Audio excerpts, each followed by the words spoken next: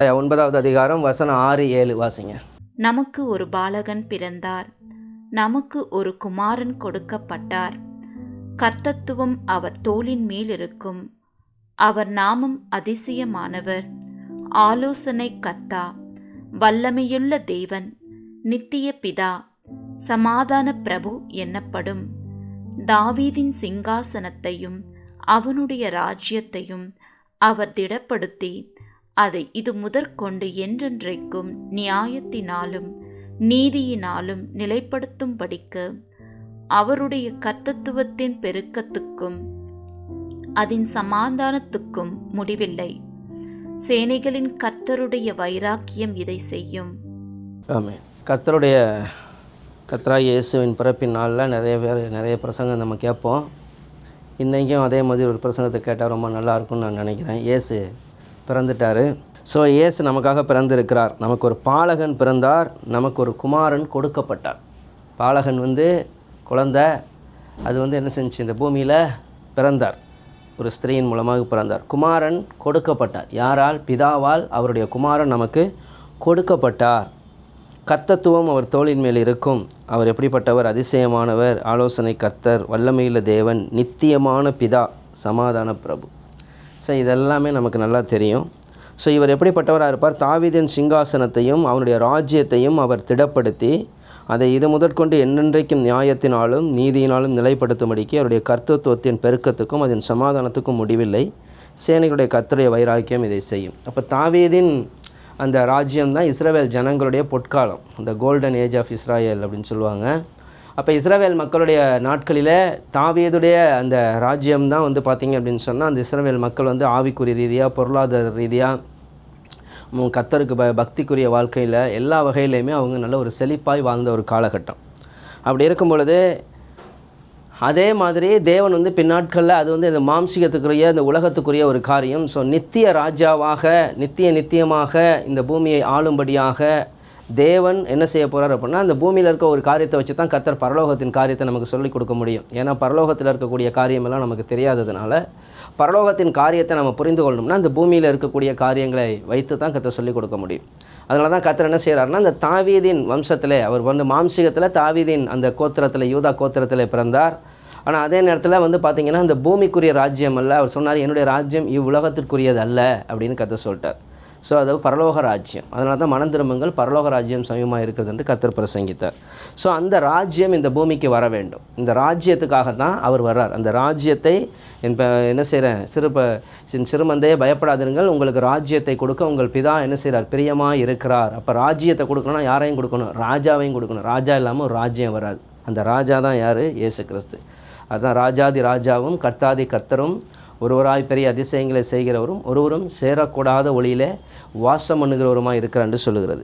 So இந்த ராஜா இந்த பூமியில் பிறந்திருக்கிறார். அதனால தான் நம்ம பார்க்குறோம் என்ன செய்யணும், அந்த ராஜா அந்த பூமியில் பிறந்திருக்கிறார், ராஜா அந்த பூமிக்கு வந்திருக்கிறார். ஸோ இந்த ராஜாவை நம்ம எப்படி வரவேற்க போகிறோம்? இந்த ராஜா அந்த பூமியில் பிறந்துட்டார், நம்ம எல்லாம் சந்தோஷப்படுறோம். சரி, இப்போ வாசிங்க மத்தேயு 1வது அதிகாரம் 18 25 வரைக்கும். மத்தேயு 1வது அதிகாரம் 18 25 வரைக்கும் வாசிங்க.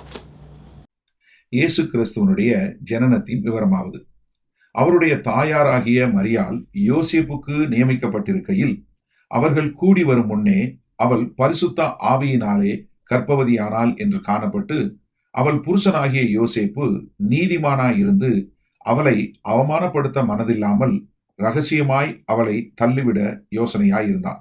அவன் இப்படி சிந்தித்துக் கொண்டிருக்கையில் கர்த்தருடைய தூதன் சொப்பனத்தில் அவனுக்கு காணப்பட்டு, தாவீதின் குமாரனாகிய யோசேப்பே, உன் மனைவியாகிய மரியாளை சேர்த்து கொள்ள ஐயப்படாதே. அவளிடத்தில் உற்பத்தியாகி இருக்கிறது பரிசுத்த ஆவியினால் உண்டானது. அவள் ஒரு குமாரனை பெறுவாள். அவருக்கு இயேசு என்று பெயரிடுவாயாக. ஏனெனில் அவர் தமது ஜனங்களின் பாவங்களை நீக்கி அவர்களை ரட்சிப்பார் என்றான். தீர்க்கதரிசியின் மூலமாய் கர்த்தராலே உரைக்கப்பட்டது நிறைவேறும்படி இதெல்லாம் நடந்தது. அவன், இதோ ஒரு கன்னிகை கர்ப்பவதியாகி ஒரு குமாரனை பெறுவாள். அவருக்கு இம்மானுவேல் என்று பெயரிடுவார்கள் என்று சொன்னான். இம்மானுவேல் என்பதற்கு தேவன் நம்மோடு இருக்கிறார் என்று அர்த்தமாம். யோசேப்பு நித்திரை தெளிந்து எழுந்து கர்த்தருடைய தூதன் தனக்கு கட்டளையிட்டபடியே தன் மனைவியை சேர்த்து கொண்டு அவள் தன் முதற் பேரான குமாரனை பெறுமளவும் அவளை அறியாதிருந்து அவருக்கு இயேசு என்று பெயரிட்டார். இப்போ வந்து பார்த்திங்கன்னா நமக்கு இஸ்ரவேலின் ராஜா பிறந்திருக்கிறார். இந்த ராஜா இந்த பூமிக்கு கொண்டு வரப்படுவதற்கு என்ன செய்யப்பட்டது? இந்த ராஜா அந்த பூமிக்கு கொண்டு வரும் பொழுது ஒரு பாலகனாய் கொடுக்கப்பட்டார்.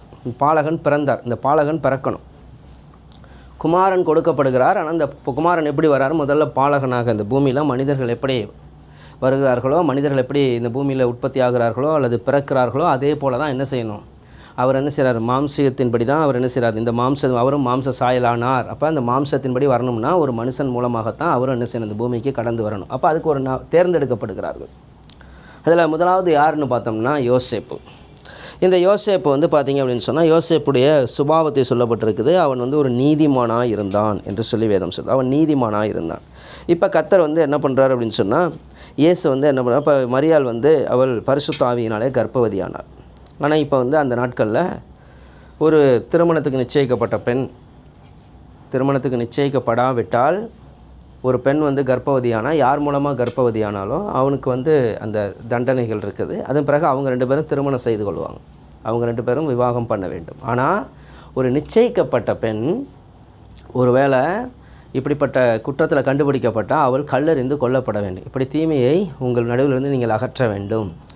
அப்போ இந்த மாதிரி ஒரு சூழ்நிலையில் வந்து பார்த்திங்க அப்படின்னு சொன்னால், இப்போ யோசேப்பு இதை கேள்விப்படுறான். யார் அப்படின்னு சொன்னால், நம்ம மரியாள் வந்து இப்படி நிச்சயிக்கப்பட்ட மரியாள் வந்து கர்ப்பவதியாக இருக்கிறாள்.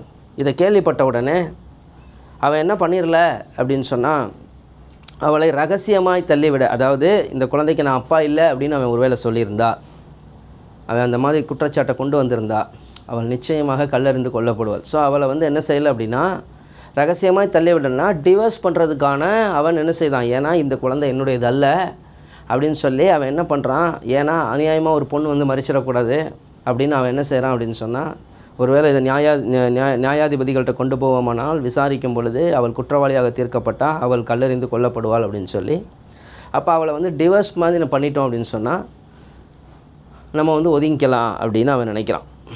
ஸோ இந்த மாதிரி சூழ்நிலையில் அவன் வந்து பாருங்கள், அவனுடைய அது ஒரு நல்ல சுபாவத்தை காண்பிக்கப்படுது. ஏன்னா அவனுடைய இடத்துல வேற ஒருத்தர் இருந்தால் எப்படியோ ரியாக்ட் பண்ணியிருப்பாங்க. ஸோ தேவன் தன்னுடைய வேலைகளுக்கு தேர்ந்தெடுக்கக்கூடிய மனிதர்களுடைய குணாதிசயங்கள் ரொம்ப ரொம்ப முக்கியம். இப்போ நம்ம ஒரு சாதாரணமாக அதை படிச்சுட்டு கடந்துடுறோம். ஆனால் நீங்கள் ஒரு யோசேப்புடைய இடத்துல இருந்து அதை சிந்திக்கணும். அவனுக்கு அதுக்கப்புறம் தேவன் வெளிப்பட்டார், அதெல்லாம் நமக்கு தெரியும். ஆனால் இதுக்கு நடுவில் இருக்கக்கூடிய அந்த போராட்டத்தின் காலகட்டத்தில் எப்படியாக அவன் செயல்பட்டான்? நமக்கான நெருக்கமான காலகட்டங்களில் தேவன் சில நேரங்கள் நம்மை நடத்துகிற பாதைகளில், சில கடினமான பாதைகளில் நாம் எப்படி நடந்து கொள்ளுகிறோம் என்பது ரொம்ப முக்கியம். ஏன்னா இன்றைக்கி இயேசு இந்த பூமியில் பிறந்தார் அப்படிங்கிறது நமக்கு தெரியும், அதை கொண்டாடுறோம், கரெக்டு. ஆனால் அவர் பிறப்பதற்கு காரணமான மனிதர்கள் எப்படி நடந்து கொண்டார்கள், எப்படி செயல்பட்டார்கள்ங்கிறத நம்ம பார்த்தோம் அப்படின்னு சொன்னால் தான் நாம் எப்படி செயல்படணும் அப்படிங்கிறது நமக்கு தெரியும். இன்றைக்கி நம்ம இயேசு வரப்போகிறார். அந்த இயேசுவை மறுபடியும் நம்ம இந்த பூமிக்கு கொண்டு வரப்போகிறோம். அதுக்கு தான் நம்மை தெரிந்து கொண்டு இருக்கிறார், அவருடைய வருகை தான். ஆனால் அவர் வருவதற்கான எல்லா ஆயத்தங்களையும் செய்வதற்காக தான் இப்போ நம்மை தெரிந்து கொண்டார். எப்படி இயேசு முதலாவது இந்த பூமிக்கு வருவதற்காக இவர்கள் தெரிந்து கொள்ளப்பட்டார்களோ, யோசேப்போ மரியாளோ தெரிந்து கொள்ளப்பட்டார்களோ, அதுபோல் அவருடைய 2ஆம் வருகைக்கு எல்லாவற்றையும் ஆயத்தமாக்கும்படி இப்பொழுது நம்மையும் தெரிந்து கொண்டிருக்கிறார். அப்போ இந்த ஏற்கனவே முதலாவது அவருடைய வருகையில் இங்கே வருவதற்காக தெரிந்து கொள்ளப்பட்ட நபர்கள் எப்படி நடந்து கொண்டார்கள்? ஏன்னா இதுக்கு முன்னாடி எந்த ஒரு கர்ப்பவதியும் அங்கே இதாக ஆகலை. அப்போ இங்கே என்ன நடக்குது அப்படின்னு சொன்னால், அவனுக்கு ஒரு வெளிப்பாடு கொடுக்கப்படுது. அது இந்த மாதிரி அவன் யோசிச்சுட்டு இருக்கிறான். அவன் இப்படி சிந்தித்து கொண்டிருக்கையில் கர்த்தருடைய தூதன் சொப்பனத்தில் காணப்பட்டான். தாவீதின் குமாரனாகிய யோசேப்பே, உன் மனைவியாகிய மரியாளை சேர்த்துக்கொள்ள ஐயப்படாதே, அவரிடத்தில் உற்பத்தி ஆகியிருக்கிறது பரிசுத்த ஆவியினால் உண்டானது என்று சொல்லி அவரை பற்றி காரியங்கள் எல்லாம் சொல்கிறார். இதெல்லாம் சொன்னவுடனே அவர் வந்து தீர்க்க தரிசனங்களை ஞாபகப்படுத்துகிறார். இதோ ஒரு கன்னிகை கர்ப்பவதியாகி ஒரு குமாரனை பெறுவாள், அவருக்கு இம்மானுவேல் என்று பெயரிடுவாள் என்று சொன்னான். அப்போ இந்த இதெல்லாம் வந்து ஏற்கனவே தீர்க்க தரிசனமாக உரைக்கப்பட்டது. ஆனால் இதை யோசித்து பாருங்கள், இந்த வார்த்தையை அவன் சொன்னவுடனே இதை ஏற்றுக்கொள்வதற்கான இப்போ இதுவரைக்கும் இல்லாத ஒரு காரியம், இப்படி ஒன்றை இதுக்கு முன்னாடி கேள்விப்பட்டதில்லை. எத்தனையோ குழந்தைகள் பிறந்திருக்கிறார்கள். ஏன் சிம்சோன் கர்த்தர் வெளிப்படுத்தி கர்த்தர் சொல்லி தான் அவன் பிறந்தான். ஸோ இப்படியெல்லாம் காரியங்கள் இருக்குது இதுக்கு முன்னாடி. ஆனால் இப்போ ரொம்ப நாள் கழித்து சாராளுக்கு வந்து குழந்தை பிறந்ததை நம்ம பார்க்குறோம். இப்படி தேவன் வெளிப்படுத்தி சில குழந்தைகள் பிறந்திருந்தாலும் அது எல்லாமே கணவன் மனைவி உறவின் அடிப்படையில் பிறந்தது. இங்கே இவன் வெறும் நிச்சயிக்கப்பட்ட ஒரு பெண்ணாக இருக்கிற அந்த பெண்ணுக்கு வந்து பார்த்தீங்க அப்படின்னு சொன்னால் அவள் இப்பொழுது கர்ப்பவதியாக இருக்கிறாள், ஒரு குழந்தையை அவள் பெற்றெடுக்க போகிறாள். அப்போ இந்த சூழ்நிலையில் இந்த குழந்தையை அங்கீகரிக்கணும். இந்த இதை அங்கீகரிக்கணும்னா இப்போ கர்த்தர் வந்து ஒரு காரியத்தை சொல்கிறார். இப்போ அந்த தீர்க்க தரிசனங்கள்லாம் இருக்குது, ஆனால் இந்த தீர்க்க தரிசனத்தை நிறைவேறுதல் இப்படி தான் இருக்குமான்னு தெரியாது. இப்போ அவன் அந்த தீர்க்க தரிசனத்தோடு அவர் சொல்கிறார். ஏசாயா தீர்க்கதரிசனம் சொல்லப்பட்டது, ஒரு கன்னிகை கர்ப்பவதியாகி ஒரு குமாரனை பெறுவாள், அவருக்கு இம்மானுவேல் என்று பெயரிடுவாயாக. இந்த வார்த்தையை சொல்லி அவள்கிட்ட உற்பத்தியாக இருக்கிறது பரிசுத்த ஆவியினால் உண்டானதுப்பா அப்படின்னு சொல்லி இப்போ அதை ஏற்றுக்கொள்ளணும். அப்போ யாரிடத்துல தேவன் தம்முடைய ரகசியங்களை தேவன் என்ன செய்கிறாரு, தம்முடைய ஊழியக்காலத்தில் தம்முடைய ரகசியத்தை வெளிப்படுத்துகிறார். இப்போ கர்த்தர் ஒரு புதிய காரியம், இப்போ இந்த உலகத்தில் கிறிஸ்து வர வேண்டுமானால் அவருடைய வழிமுறைகளில் அவருடைய பாதைகளை அதை ஏற்றுக்கொள்ளக்கூடிய நபர்களும் மிக அவசியமாக இருக்கிறார்கள். ஏன்னா இப்போ எல்லாருமே அதை ஏற்றுக்கொள்ள போவதில்லை. அப்போ தேவன் அதற்கு ஆயத்தமாக இருக்கிறவர்களை தேடிக்கொண்டு இருக்கிறார். இன்றைக்கி ஒருவேளை இப்போ இயேசு கிறிஸ்துவோட இரண்டாம் வருகையை குறித்து நம்ம பேசிக்கொண்டு இருக்கிறோம். எல்லாரும் இயேசு வருவாருங்கிறாங்க, ஆனால் அந்த பாதையில் பிரவேசிப்பதற்கு கொஞ்சம் பேர் தான் ஆயத்தமாக இருக்கிறாங்க. அதனால தான் கர்த்தர் சொல்கிறார், கேட்டுக்கு போகிற வாசல் வழி விரிவும் விசாலமாக இருக்கிறது, அதில் பிரவேசிக்கிற அநேகர். ஜீவனுக்கு போகிற வாசல் அது இடுக்கமும் அது வழி நெருக்கமுமாக இருக்கிறது, அதை கண்டுபிடிக்கிறவர்கள் சிலர். இன்றைக்கி ஏன் இந்த எழுப்புதலை குறித்தோ இல்லை அவருடைய வருகையை குறித்தோ அதிகமாக பேச விரும்பலை அப்படின்னா, அதுக்கு பிரயாசப்படணும், அதுக்கு சாக்ரிஃபைஸ் அவசியமாக இருக்கிறது, அதை ஏற்றுக்கொள்வதற்கு கடினமாக இருக்குது. இப்படியெல்லாம் ஜெபிக்கணுமா அப்படியெல்லாம் ஜெபிக்கணுமா. நிறைய பேர் ஜெபத்தை தொடங்கினார்கள், ஆனால் அது அப்படி ஜெபிக்கணும் இப்படி எல்லாம் ஜெபிக்க தேவையில்லை, தேவனுக்கு தெரியாதா அப்படின்னு நிறைய பேர் போயிட்டாங்க. ஏன் அப்படின்னு சொன்னால் அவர்களால் என்ன செய்ய முடியல, அந்த பாதையில் கடந்து போவது கடினமாக இருக்கிறது. அழைக்கப்பட்டவர்கள் அநேகர், தெரிந்து கொள்ளப்பட்டவர்கள் சிலர்னு அதனால தான் கர்த்தர் சொல்கிறேன். இப்போ இந்த யோசேப்புக்கு இந்த காரியம் சொன்ன உடனே பைபிள் சொல்லுகிறது, அந்த 24 வசனத்தில் யோசேப்பு நித்திரை தெளிந்து எழுந்து கர்த்தருடைய தூதன் தனக்கு கட்டளையிட்டபடியே தன் மனைவியை சேர்த்து கொண்டு, அப்போ கர்த்தர் என்ன சொன்னாரோ அதன்படி சேர்த்து கொண்டு, அப்போ அவன் என்ன செய்தான், தன் முதற்பேரான குமாரனை பெருமளவு அவர் அறியாதிருந்து அவளுக்கு இயேசு என்று பெயரிட்டான். அப்போ அது வரைக்கும் அவன் என்ன செய்தான், திருமண பந்தத்தில் அவளோடு இணைந்து வாழாதபடிக்கு அவன் பொறுமையாய் காத்திருந்து அந்த பரிசுத்த ஆவியினால் பிறக்கும்படியாய் தேவன் கட்டளையிட்ட அந்த குழந்தை பெற்றெடுக்கும்படியாக தன் வாழ்க்கை அவன் தியாகம் செய்யக்கூடியவனாக. ஒரு திருமண வாழ்க்கையில் அவன் இப்படிப்பட்ட ஒரு நிலை வரும்பொழுது தன்னுடைய விசுவாசத்தை வேறு யார்கிட்டையும் பகிர்ந்து கொள்ள முடியாது. இது ஒரு விசுவாச பாதை, கர்த்தர் இதுக்காக என்னை அழைச்சிருக்கிறாரு, யார்கிட்டையும் போய் சொல்ல முடியாது. அவன் போயிட்டு இப்படி இருக்குன்னா எத்தனை பேர் ஏற்றுக்கொள்வார்கள் இன்றைக்கு, ஏற்றுக்கொள்ள மாட்டார்கள். அப்போ சில நேரங்களில் நீங்கள் கடந்து போக வேண்டிய விசுவாச பாதை, இந்த விசுவாச பாதையில் இயேசுடைய வருகைக்காக நீங்கள் ஓடுகிற ஓட்டத்தை எல்லாரும் அங்கீகரிப்பாங்கன்னு இல்லை. இன்றைக்கி எல்லாரும் அங்கீகரிக்கிறார்களா? இன்றைக்கி எல்லாரும் இப்படி ஜெபிக்கிறத விரும்புகிறார்களா? ஏன் நம்மளை ஜெபக்குள்ளே எடுத்துக்கோமே, அநேகர் வருகிறார்கள், சுத்திகரிப்பில் நிற்கிறார்கள், அநேகர் விடுதலை பெறுகிறாங்க, சாட்சியெல்லாம் சொல்கிறாங்க, ஆனால் அநேகரை ஜெபத்தில் காணுமே, ஜெபிக்கிறதுக்கு நிறைய பேரை காணும். ஏன் அப்படின்னு சொன்னால் அது பாதை கடினமாக இருக்குது. ஒரு நாளும் ஜெபிக்கணுமா, எந்த தேவனுக்கு தெரியாதா அப்படின்னு சொல்லி என்ன செய்கிறாங்க, அந்த பாதையில் கடந்து போக விரும்பவில்லை. அதில் போகிறவர்கள் தான் இயேசுவை கொண்டு வர முடியும். இப்போ அந்த யோசேப்புடைய வாழ்க்கையில் அவன் தன் வாழ்க்கையை அவன் தியாகம் பண்ணக்கூடியவனாக, தன் சொந்த விருப்பு வெறுப்புகளை அவன் ஒதுக்கி வைக்கக்கூடியவனாக, அவனுடைய சொந்த கனவுகள், அவனுக்குன்னு சில திருமண வாழ்க்கையில் எத்தனையோ சந்தோஷமான காரியங்கள் இருந்தால் இப்போ எல்லாவற்றையும் ஒதுக்கி வச்சுட்டு அந்த மனைவியோடு கூட அந்த குழந்தைக்காக இனி அவன் தன் வாழ்க்கையை அர்ப்பணித்து அந்த குழந்தையை அவள் பெரும் வரைக்கும் அவளோடு கூட திருமண வாழ்க்கையில் இணைக்கப்படாதபடிக்கு அதே நேரத்தில் அவளை மனைவியாய் சேர்த்து கொண்டு அந்த குழந்தை பெறுவதற்கு அவளுக்கு தேவையான எல்லாவற்றையும் செய்து அவன் கர்த்தருடைய வார்த்தைக்கு காத்திருந்தான். இன்றைக்கு நம்முடைய வாழ்க்கையில் எப்படிப்பட்ட தியாகங்களை நாம் செய்து கொண்டிருக்கிறோம்? இன்றைக்கி அவருடைய வருகையை எதிர்பார்த்து கொண்டிருக்கிறோம், எழுப்புதலை நாம் விசுவாசிக்கிறோம் என்று சொல்லுகிறோம். நம்முடைய தியாகங்கள் எப்படிப்பட்டதாக இருக்கிறது? உண்மையாகவே இந்த பூமிக்கு இயேசு வர வேண்டும், அவருடைய திட்டம் தான், ஏற்கனவே தேவன் திட்டமிட்டது தான். இயேசு பிறப்பார் என்பதும் தேவன் திட்டமிட்டது தான். அவர் மறுபடியும் இந்த பூமிக்கு வரப்போகிறார், நியாயந்திருக்க போகிறாருன்னு தேவன் திட்டமிட்டது தான். ஆனால் அந்த திட்டமிட்ட காரியங்கள் யார் மூலமாக நடக்குது? இங்கே அவருக்கு மனிதர்கள் தேவை, அதை மறந்துடக்கூடாது. இந்த பூமியில் தேவன் தான் செய்ய வேண்டும் என்று தீர்மானித்த ஒவ்வொரு காரியத்துக்கும் அவருக்கு மனிதர்கள் அவசியமாய் தேவை. அப்போ அந்த மனிதர்களை தான் தேவன் தேடிக்கொண்டிருக்கிறார். அதனால தான் கர்த்தர் தம்மை தேடுகிற உணர்வுள்ளவன் உண்டோ என்று பார்க்க பரலோகத்திலிருந்து மனுபுத்திரரை கண்ணோக்கி கொண்டிருக்கிறார். அப்போ பாருங்கள், யோசேப்பு என்ன பண்ணுறார் அப்படின்னு சொன்னால், தன் வாழ்க்கையின் எல்லா தன்னுடைய சந்தோஷங்களை ஒதுக்கி வைத்துவிட்டு அந்த குழந்தைக்காக தன்னை அர்ப்பணிக்கிறதை நாம் பார்க்கிறோம். அடுத்த அதே அதிகாரத்தில் மத்தேயு 2வது அதிகாரம் 13-15 வரைக்கும் வாசிங்க. மத்தேயு 2வது அதிகாரம் 13-15 வரைக்கும். அவர்கள் போன பின்பு கர்த்தருடைய தூதன் சொப்பனத்தில் யோசேப்புக்கு காணப்பட்டு, ஏரோது பிள்ளையை கொலை செய்ய தேடுவான். ஆதலால் நீ எழுந்து பிள்ளையும் அதன் தாயையும் கூட்டிக் கொண்டு எகிப்துக்கு ஓடிப்போய் நான் உனக்கு சொல்லும் வரைக்கும் அங்கேயே இரு என்றான். அவன் எழுந்து இரவிலே பிள்ளையும் அதன் தாயையும் கூட்டிக் கொண்டு எகிப்துக்கு புறப்பட்டு போய் ஏரோதின் மரண பரியந்தம் அங்கே இருந்தான். எகிப்திலிருந்து என்னுடைய குமாரனை வரவழைத்தேன் என்று தீர்க்கதரிசி மூலமாய் கர்த்தரால் உரைக்கப்பட்டது நிறைவேறும்படி இப்படி நடந்தது. ஆமென். பாருங்க, இங்கே தேவனுடைய தீர்க்க தரிசனங்களுடைய நிறைவேறுதல்கள். இப்போ தேவன் தம்முடைய வாக்குத்தத்தங்களை சொல்லுகிறார். அந்த வாக்குத்தத்தங்கள் நிறைவேற வேண்டுமானால் அந்த நிறைவேற்றக்கூடிய மனிதர்கள் தேவனுக்கு தேவையாக இருக்கிறார்கள். தேவன் சொன்னால் தேவன் செய்வார், கரெக்டு தான். தேவன் சொன்னால் தேவன் தான் செய்வார். கர்த்தருக்கு சித்தமானது அவருடைய கையினால தான் வாய்க்க, வேறு யார் கையினாலையும் வாய்க்காது. ஆனால் அதுக்கு மனிதர்கள் தேவை. மனிதர்கள் இல்லாமல் தம்முடைய சித்தத்தை கர்த்தர் பூமியிலே நிறைவேற்றுவது இல்லை. அதை நம்ம புரிந்து கொள்ளணும்.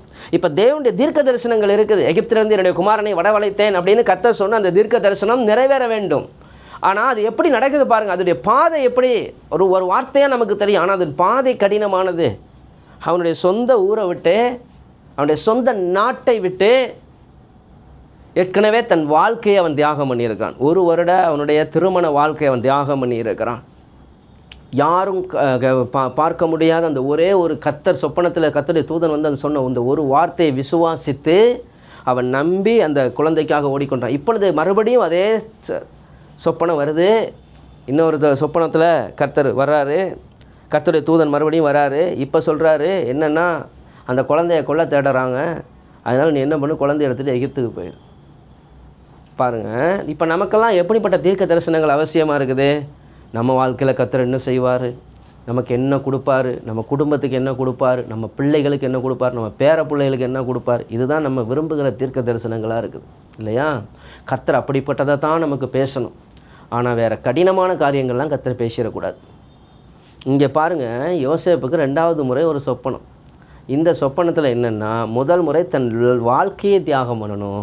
2வது முறை அவனுடைய எல்லா தேசத்தை விட்டு அவன் புறப்பட்டு போகணும். இதை நம்ம சாதாரணமாக நம்ம பார்க்க முடியுமா? ஒரு தேசத்தில் ஒரு மனுஷன் ஒரு சாதாரண ஒரு ஊர்லேருந்து இன்னொரு ஊருக்கு போய் குடியேறதை யோசிச்சு பாருங்கள். இங்கே வந்து அவனுடைய சொந்த இனஜன பந்துக்களை எல்லாம் விட்டுட்டு, எல்லாத்தையும் விட்டுட்டு, தன்னுடைய வாழ்வாதாரத்துக்கான வழியெல்லாம் விட்டுட்டு, எல்லாத்தையும் விட்டு, வீட்டை விட்டு, நிலத்தை விட்டு, எல்லாத்தையும் விட்டுட்டு அவன் ஒன்றும் எல்லாத்தையும் விற்று செட் பண்ணி எல்லாம் ஓட முடியாது. உடனே போகணும். இப்போ நிறைய பேர் வந்து ஒரு ஊர்லேருந்து இன்னொரு ஊருக்கு போவாங்க, ஒரு நாட்டிலேருந்து எல்லாத்தையும் அவங்க செட்டில் பண்ணிவிட்டு போவாங்க. ஆனால் அப்படிப்பட்ட வாய்ப்பெல்லாம் கிடையாது. எந்த நிமிஷத்துலையும் குழந்தைய கொன்றுவான். அதனால் நீ என்ன பண்ணும், அங்கே வந்து அவங்ககிட்ட வந்து கட்டளை வந்துருச்சு, பெத்லகேமில் இருக்கக்கூடிய குழந்தையெல்லாம் கொல்றதுக்கான வேலை நடக்க போகுது, நீ ஓடு, எகிப்துக்கு ஓடு. ஒரு தேசத்தை விட்டு இன்னொரு தேசத்துக்கு போகணும். புறப்பட்டு போகிறான். தேவனுடைய சத்தத்துக்கு கீழ்ப்படுகிறவன். இன்றைக்கி தேவனுக்கு அதான் தேவை. தேவனுடைய சத்தத்துக்கு கீழ்ப்படுகிற ஒரு கூட்டத்தை கர்த்தர் தேடிக்கொண்டிருக்கிறார். தேவனுடைய வேலையை செய்வதில், அவருடைய ராஜ்யத்தின் வேலையில் தேவனுக்கு கீழ்ப்படுகிற ஒரு கூட்டம் தேவை. நீங்கள் எல்லா காரியத்திலும் கீழ்ப்படிந்திருக்கிறீர்களோ என்று நான் அறிய விரும்புகிறேன். அப்போ எல்லாத்துலேயும் நம்ம கர்த்தருக்கு கீழ்ப்படிய விரும்புகிறோமோ? பல நேரங்களில் பாருங்களேன், நமக்கு ஆப்டா அல்லது நமக்கு எதெல்லாம் நமக்கு சாதகமாக இருக்குதோ அதுக்கு கீழ்ப்படுகிறதுல நமக்கு எந்த பிரச்சனையும் இல்லை. ஆனால் நமக்கு கொஞ்சம் கடினமாக இருக்கும்போது, கர்த்தர் கொஞ்சம் கடினமான பாதைகளை நடத்தும் பொழுது நம்மளால் கீழ்ப்படிய முடியலை. நம்முடைய முரட்டாட்டம், நம்முடைய கோபம், எதிர்த்து நிற்கிறோம், அங்கே கீழ்ப்படிய முடியலை. தேவன் கொடுத்த அதிகாரங்களுக்கு கீழ்ப்படிய முடியலை. தேவனுடைய சத்தத்துக்கு கீழ்ப்படிய முடியலை. ஆனால் இங்கே தேவனுடைய சித்தம் நிறைவேற வேண்டுமானால் தேவனுடைய சத்தத்துக்கு கீழ்ப்படுகிற நபர்கள் அவசியம். யோசேப்பு தேவனுடைய சித்தத்தை செய்கிறவன். அப்படியானால் அவன் தேவனுடைய சத்தத்துக்கு கீழ்ப்படுகிறவன். அவன் எதிர்பேச்சு பேசலை. இங்கே நீங்கள் நல்லா கவனித்து பார்த்தீங்கன்னா, யோசேப்பிட்ட இருக்கக்கூடிய ஒரு பெரிய விஷயம் என்ன அப்படின்னா, ரொம்ப அருமையான விஷயம். எந்த இடத்துலையுமே அவன் எதிர்த்து பேசிக்கிட்டே இருக்கலை. அவன் எதிர்த்து பேசி தேவனுடைய காரியங்களுக்கு பெரிய இதெல்லாம் பண்ணவே இல்லை. அங்கே வந்து முதல் முறையாக வந்து பேசும்பொழுதும் சரி, அவன் சிந்திச்சுக்கிட்டு இருக்கிறான். சொப்பனத்தில் வந்து கர்த்தர் கிளியராக அவனுக்கு சொல்லிட்டாரு. அதுக்கப்புறம் வந்து அவன் எந்த வித ஆர்கியூமெண்ட்டு பண்ணதை அங்கே பார்க்க முடியாது. இங்கேயும் வந்து பார்த்தீங்கன்னா, நீ குழந்தைய எடுத்துகிட்டு போ, அவ்வளோதான்.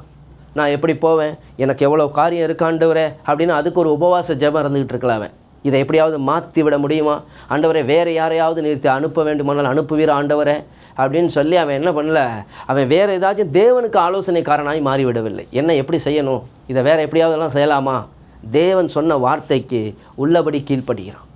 அருமையான தேவ பிள்ளைகளே, இன்றைக்கி கர்த்தருக்காக எதைத்தான் நாம் இழந்தோம், எதை பெற்றோம் என்பது நமக்கு ரொம்ப நிறைய சாட்சி இருக்குது. நம்ம அதை தான் நிறைய காலங்களில் சொல்லிக்கிட்டே இருப்போம். நம்ம தேவன் எனக்கு என்னெல்லாம் செய்தார், கரெக்டு. ஆனால் இந்த தேவனுக்காக எதையாவது நாம் இழந்திருக்கிறோமா? எதையாவது இழந்திருக்கிறோமா? நம்முடைய சுயத்தை இழந்திருக்கிறோமா? நம்முடைய கோபத்தை இழந்திருக்கிறோமா? நம்முடைய வைராக்கியங்களை, விரோதங்களை, பெருமைகளை, எரிச்சல்களை, நம்முடைய நேரத்தை, நம்முடைய பணத்தை எதை இழந்திருக்கிறோம்? இன்றைக்கி தன்னுடைய எல்லாவற்றையும் வாழ்வாதாரத்தை முழுசையும் விட்டுட்டு ஒருத்தன் புறப்பட்டு போகிறான். தேவனுடைய அந்த சத்தத்துக்கு, தேவனுடைய சித்தம் நிறைவேறுவதற்கு. இந்த குழந்தை வளர்ந்து அவர் ஒரு 30 வயது ஆன பொழுது தான் பரிசுத்தானவர் மேலே கடந்து வராரு. அவருடைய ஊழியத்தையெல்லாம் நம்ம பார்க்குறோம். அது வரைக்கும் இந்த குழந்தை ஒரு குறிப்பிட்ட காலகட்டம் வளரணும், இந்த குழந்தை உருவாகணும். இன்றைக்கி எழுப்புதலுக்கு தேவன் ஒரு காலத்தை வச்சுருக்கிறார். அந்த காலம் வரைக்கும் அந்த ஆயத்த பணிகள் இருக்குது. இதான் நம்ம இப்போ ஜெபிச்சுக்கிட்டு இருக்கிறோம். அதிகாரங்களுக்கு ஜெபிக்கிறோம், ராஜாக்களுக்காக ஜெபிக்கிறோம், எல்லாருக்காகவும் ஜெபிக்கிறோம். ஆனால் இந்த ஆயத்த பணிகளை செய்யும் பொழுது, இந்த ஆயத்த பணிகளை நாம் செய்து கொண்டு இருக்கிறோமே, இந்த ஆயத்த பணிகளில் எத்தனை பேர் முழுமையாக இருக்கிறோம்? பூரணமாய் நம்ம எப்படி கர்த்தருடைய வேலையை செய்வதில் நம்ம அர்ப்பணித்திருக்கிறோம்? அவர் எழும்பி அவர் தம்முடைய வல்லமையை வெளிப்படுத்தி அவர் 3.5 ஆண்டுகள் அதுக்கப்புறம் ஊழியம் செய்து அதுக்கு பிறகு தான் அவர் மரித்து அடக்கம் பண்ணப்பட்டு அவர் 3 நாள் உயிரோடு எழும்பி அவர் பரலோகத்துக்கு எழுந்தருளி போனார். அப்போ இன்றைக்கு அவருடைய வருகைக்காக அந்த வருகையில் அந்த இடைப்பட்ட காலத்தில் ஒன்றும் நடக்கலை. ஆனால் அந்த இடைப்பட்ட காலத்தில் தான் இந்த குழந்தை வெறும் பிறந்தவொடனே அப்படியே தேவசுத்தம் அப்படியே கம்ப்ளீட் ஆகிடல. இது இப்போ தான் தொடக்கம். இனி அந்த குழந்தை வளரணும். இந்த பெற்றோர்களை தான் அதை வளர்க்கணும், கர்த்தருக்குள்ளே வளர்த்து அவர் அவருடைய வேலை வரும் வரைக்கும் அவர் பொறுமையோடு இருந்து அப்புறம் நசரேயனாகிய இயேசுவை தேவன் பரிசுத்த ஆவியினாலும் வல்லமையினாலும் அபிஷேகம் பண்ணினார். தேவன் அவருடனே கூட இருந்தபடியினால் அவர் நன்மை செய்கிறவராகவும் பிசாசின் வல்லமையில் அகப்பட்ட யாவரையும் குணமாக்குறவராக சுற்றித் திரிந்தார். அப்போஸ்தலர் 10:29. அப்போ அந்த காலகட்டம் ஒரு இது எப்போ வந்துச்சு? அவர் பார்க்குறோம், நம்ம ஞானஸ்நானம் பெற்று கரை ஏறின உடனே பரிசுத்தானவர் மேலே வந்தார். அப்போ தான் அது நடந்துச்சு. அது வரைக்கும் அவருக்கான அந்த வேலை வரும் வரைக்கும் அவர் என்ன செய்ய வேண்டியிருக்கு? இந்த பெற்றோரோடு இருக்கணும். இந்த பெற்றோர் தான் அவர் என்ன செய்யணும்? அந்த தேவனுடைய பாதைகளில் நடத்தி செல்ல வேண்டும். இன்றைக்கு இந்த எழுப்புதலுக்காக தேர்ந்தெடுக்கப்பட்ட நாம் வரவேண்டிய இயேசுவுக்காக எப்படி வழிகளை ஆயத்தம் பண்ணி கொண்டு இருக்கிறோம்? எப்படி பாதைகளை செவ்வாய் பண்ணி கொண்டு இருக்கிறோம்? இன்றைக்கு நாம் என்ன தியாகங்களை பண்ணி கொண்டு இருக்கிறோம் பார்க்கலாம். ஓகே, நம்ம கிறிஸ்மஸ் கொண்டாட போகிறோம், ரொம்ப நல்லது. நானும் கிறிஸ்மஸ் செய்தி தான் உங்களுக்கு கொடுத்துட்ருக்கிறேன். இயேசு பிறந்தாருங்கிறது ரொம்ப மகிழ்ச்சியான செய்தி, அதில் எந்த. ஆனால் உண்மையாகவே இயேசு பிறந்தாருங்கிற மகிழ்ச்சி எனக்கு இருக்கணும், என் வாழ்க்கையில் இருக்கணும், என் மூலமாய் மற்றவர்களுக்கும் இருக்கணும். உண்மையாகவே இயேசு நம் மூலமாய் மற்றவர்களுக்கு பிறக்கிறாரா? முதல்ல எனக்குள் பிறந்திருக்கிறாரா? அப்போ நான் மற்றவர்களுக்குள்ளாய் அந்த இயேசு பிறப்பதற்கு என்ன செய்து கொண்டிருக்கிறேன்? அந்த கேள்விக்கு நமக்கு ஆன்சர் வேணும். அப்போ இங்கே கர்த்தராகிய தேவன் என்ன செய்கிறார் அப்படின்னு சொன்னால், யோசேப்பை தெரிந்து கொண்டார். இன்றைக்கி நாம் எல்லாரும் தான் கர்த்தருடைய யோசேப்புகள். அந்த சாக்ரிஃபைஸ், அந்த தியாகத்தை நீங்கள் பாருங்கள். அடுத்து அவன் என்ன செய்கிறவன் இருக்குன்னா, அவன் ஒரு தேசத்தை விட்டு அவன் கடந்து எல்லா இழப்புகளையும் சந்தித்து தேசத்தை விட்டு கடந்து போகணும். அதுக்கடுத்து வாசிங்க மத்தேயு 2வது அதிகாரம் 19 23 வரைக்கும். ஏரோது இறந்த பின்பு கர்த்தருடைய தூதன் எகிப்திலே யோசேப்புக்கு சொப்பனத்தில் காணப்பட்டு, நீ எழுந்து பிள்ளையும் அதன் தாயையும் கூட்டிக் கொண்டு இஸ்ரவேல் தேசத்துக்கு போ, பிள்ளையின் புராணனை வாங்க தேடினவர்கள் இறந்து போனார்கள் என்றான். அவன் எழுந்து பிள்ளையும் அதன் தாயையும் கூட்டிக் கொண்டு இஸ்ரவேல் தேசத்துக்கு வந்தான். ஆகிலும் அர்கலாயு தன் தகப்பனாகிய ஏரோதின் பட்டத்துக்கு வந்து யூதேயாவில் அரசாளுகிறான் என்று கேள்விப்பட்டு அங்கே போக பயந்தான். அப்பொழுது அவன் சொப்பனத்தில் தேவனால் எச்சரிக்கப்பட்டு கலிலேயா நாட்டின் புறங்களில் விலகி போய் நாசரேத்து என்னும் ஊரிலே வந்து வாசம் பண்ணினான். நசரேயன் என்னப்படுவார் என்று தீர்க்கதரிசிகளால் உரைக்கப்பட்டது நிறைவேறும்படி இப்படி நடந்தது. பாருங்க, இங்கே அடுத்து பார்த்தீங்க அப்படின்னு சொன்னால் தீர்க்க தரிசனங்கள் ஒவ்வொன்றா நிறைவேறிக்கிட்டு இருக்கு. நம்ம கவனித்து பார்த்தோம்னா யோசேப்புடைய வாழ்க்கையில் தீர்க்க தரிசனங்கள் ஒவ்வொன்றும் நிறைவேறிக்கும். யோசேப்பை கொண்டு தான் அந்த தீர்க்க தரிசனங்களை நிறைவேற்றுகிறார் ஆண்டவர். யாரை குறித்து சொல்லப்பட்ட தீர்க்க தரிசனம்? எல்லாம் இயேசு கிறிஸ்துவை குறித்து சொல்லப்பட்ட தீர்க்க தரிசனங்களை நிறைவேற்றுகிற ஒரு நபராக தேர்ந்தெடுக்கப்பட்டிருந்தான் இந்த யோசேப்பு. ஆனால் அதுக்கு அவன் சில விலை கிரயங்களை கொடுக்க வேண்டியிருக்கிறது. அருமையான தேவ பிள்ளைகளை, இன்றைக்கு இந்த இயேசுவை அந்த அவருடைய வருகைக்கான அந்த தீர்க்க தரிசனங்களை நிறைவேற்றுவதற்கு உங்களையும் கர்த்தர் தெரிந்து கொண்டிருக்கிறார். எத்தனை பேர் அதுக்கு ஆயத்தமாக இருக்கிறீங்க? நீங்களும் தேவனும். ஆண்டவரே என்னையும் பயன்படுத்தும்னா நீங்கள் யோசேப்பையும் பார்த்துக்குங்க. கொஞ்சம் சாக்ரிஃபைஸ் தேவையாக இருக்குது. அப்படி இல்லாதவர்கள் அமைதியாகவே இருந்து, ஆண்டவரே கிருபை பெற்றவளே வாழ்கன்னு சொல்லி என்னை வாழ்த்திட்டு போங்க, ஆண்டவரே அமைதியாக இருங்க, அவசரப்பட்டுறாதீங்க, மனம் பதறி ஒன்றையும் சொல்லிடாதீங்க. கர்த்தருக்கு முன்னாடி தேவன் வானத்தில் இருக்கிறார், நீங்கள் பூமியில் இருக்கிறீங்க. அதனால் கேட்டுக்குங்க, எல்லாத்தையும் கேட்டுக்குங்க, பிரசங்கத்தை கேட்டுக்குங்க, முடிவுகளை கொஞ்சம் நிதானமாக பார்த்து எடுங்க. அடுத்து யோசேப்பு என்ன பண்ணுறாரு அப்படின்னா, இப்போ கர்த்தர் சொல்கிறார், அடுத்த சொப்பனம் வருது. இப்போ கர்த்தர் வந்து பார்த்தீங்க அப்படின்னு சொன்னால், பழைய ஏற்பாட்டின் யோசேப்பு சொப்பனக்காரன், புதிய ஏற்பாட்டு யோசேப்புக்கும் கர்த்தர் சொப்பனத்தின் மூலமாக தான் பேசுகிறாரு. இப்போ சொப்பனத்தில் வந்து கர்த்தர் சொல்கிறாரு, மறுபடியும் கர்த்தர் சொல்கிறாரு, கர்த்தருடைய தூதன் சொல்கிறார், நீ எழுந்து பிள்ளையையும் அதன் தாயையும் கூட்டிக் கொண்டு இஸ்ரவேல் தேசத்துக்கு போ, பிள்ளையின் பிரானை வாங்க தென்னூரில் இருந்து போனார். இப்போ கிளம்பி நீ போகலாம், புறப்பட்டு போகலாம். கிளம்பி வரான். ஆனால் வரும்பொழுது அங்கே சூழ்நிலையை கவனிக்கிறான், நிதானிக்கிறவன். கர்த்தர் ஒரு காரியத்தை சொன்னோன்னே, அந்த காரியத்தை சொன்னோன்னே உடனே எடுத்தோம் கவுத்தோன்னு செய்கிற ஆள் இல்லை யோசேப்பு. அவன் நிதானம் உள்ளவன், நிதானிக்கிறான். காரியங்களை நிதானிக்க தெரியணும். தேவன் ஒரு காரியத்தை நமக்கு செய்ய சொல்லும் பொழுது நம்மளை கர்த்தர் அனுமதிக்கிறார். அப்போ தான் நம்ம வளருவோம், நம்ம கற்றுக்கொள்வோம். அப்படியே எப்போ பார்த்தாலும் கர்த்தர் நமக்கு அப்படியே கையை பிடிச்சி இழுத்துக்கிட்டே தெரிய மாட்டார். நமக்கு கர்த்தர் சுதந்திரத்தை கொடுக்குறார். நாம் சில முடிவுகளை எடுக்கணும், நாம் சில பாதைகளை தெரிந்து கொள்ள வேண்டி இருக்குது, நாம் சரியான முடிவுகளை நமக்கு எடுக்கணும். அப்போ இங்கே பாருங்கள் என்ன நடக்குது அப்படின்னு சொன்னால், அவன் நிதானிக்கிறான். நிதானிக்கும் பொழுது அவன் என்ன பண்ணுறான் அப்படின்னு சொன்னால், அவன் எழுந்து பிள்ளையும் அந்த தாயும் கூட்டிகிட்டு போகணுன்ட்டு கிளம்பிடுறான். அங்கே வரும்பொழுது தான் பார்க்குறான், ஏரோதுடைய மகனாகி அர்கலாயு என்ன பண்ணிட்டான், இப்போ அரசனாக வந்திருக்கிறான். அப்போ ஒரு நாட்கள் அவங்க அப்பா வந்து தானே இந்த குழந்தைய கொல்ல தேடினான். ஒருவேளை நம்ம மறுபடியும் ஏன்னா இவன் யூதேயா தேசத்தை சேர்ந்தவன். அந்த நாட்களில் வந்து யூதேயா கலிலேயா என்பது வந்து பார்த்திங்கன்னா, அதாவது ரோமர்கள் தங்களுடைய அரசாட்சிக்காக அதை பிரித்து வைத்திருந்தார்கள். இது கலிலேயாங்கிறது வேறு பகுதி. இந்த யூதேயாங்கிற பகுதி தான் யாரால் ஆளப்பட்டுச்சுன்னா, ஏரோது அவனுடைய குடும்பத்தால் ஆளப்பட்டுச்சு. இப்போ வந்து பார்த்திங்க அப்படின்னு சொன்னால், இப்போ இந்த யூதேயாவுக்கு வந்துட்டா என்ன நடக்கும் அப்படின்னு சொன்னால், இப்போ இவன் அர்கலாயு தான் இருக்கிறான். ஏன்னா இவன் பெத்லகேம், யூதேயாவில் இருக்க பெத்லகேம் ஊரை சேர்ந்தவன். மறுபடியும் தன்னுடைய நாட்டுக்கு திரும்பி வரலான்னு, தன்னுடைய ஊருக்கு திரும்பி வரலான்னு வரும்பொழுது இங்கே அடுத்த சிக்கல் ஆரம்பிக்குது அவனுக்கு. என்ன அப்படின்னு கேட்டிங்கன்னா, அவனால் அங்கே போக முடியாது. அவன் மறுபடியும் ராஜாவை வந்திருக்கிறவனும் என்ன செய்யறான், அவன் அப்பனை போல் கொடுமையானவன் தான் இவனும். ஸோ இவனாலேயும் அந்த பிள்ளைக்கு ஆபத்து வரலாம், ஒரு வேளை விசாரித்து நம்ம பிள்ளையை கொண்டுட்டாங்கன்னா என்ன செய்கிறது அப்படின்னு சொல்லி அவன் அடுத்த ஒரு முடிவு எடுக்கிறான். அங்கே அப்போ மறுபடியும் அவன் என்ன செய்யறான், போக பயந்தான். அப்பொழுது பைபிள் சொல்லுது, அவன் போக பயந்தான். காரியங்கள்லாம் நிதானிக்கும் பொழுது மறுபடியும் அப்பொழுது அவன் சொப்பனத்தில் தேவனால் எச்சரிக்கப்பட்டு, எல்லாம் சொப்பனம் தான், அழகாக கர்த்தர் பேசிகிட்டே வர்றார் அவனுக்கு. இப்போ கர்த்தர் மறுபடியும் ஒரு காரியத்தை சொல்கிறார், புறப்பட்டு போகிறான். போகும்பொழுது மறுபடியும் ஒரு தேவ நடத்துதல். அருமையான தேவ பிள்ளைகளை, நம்முடைய ஒவ்வொரு பகுதியிலும் நீங்கள் கர்த்தருக்காக புறப்படும்போது அழகாய் கர்த்தர் நடத்துவார். பிரயோஜனமாக இருக்கிறதை உனக்கு போதித்து நீ நடக்க வேண்டிய வழியில் உன்னை நடத்துகிற உன் தேவனாகிய கர்த்தர் நானே. அப்போ பாருங்கள், தேவனுக்கு பயப்படுகிறவருடைய பாதைகளை கர்த்தர் எவ்வளவு அக்கறையுள்ளவராக இருக்கிறார் என்பதை. ஸோ நீங்கள் கர்த்தருக்காக நீங்கள் ஓட ஆரம்பிச்சிட்டிங்கன்னா உங்கள் பாதைகளை அவர் செவ்வைப்படுத்துவார். அவர் கோணலானவைகளை சமமாக்குவார். அவருக்கு தெரியும் உங்களை எப்படி நடத்தணும்னு சொல்லி அழகாய் நடத்துகிறார். மறுபடியும் எச்சரிக்கிறார். இப்போ கர்த்தர் என்ன செய்கிறார், அவர் மறுபடியும் கலிலேயாவின் புறங்களிலே, அப்போ மற்ற அந்த யூதேயா தேசத்தை விட்டுட்டு அவன் கலிலேயா தேசத்துக்கு, அந்த வேறு பகுதிக்கு வந்துட்டான். நீங்கள் மேப்பில் அதை கூட பார்க்க முடியும். அங்கே வந்துட்டான். இந்த நாசரேத் என்னும் ஊரில் வந்து வாசம் பண்ணினான்.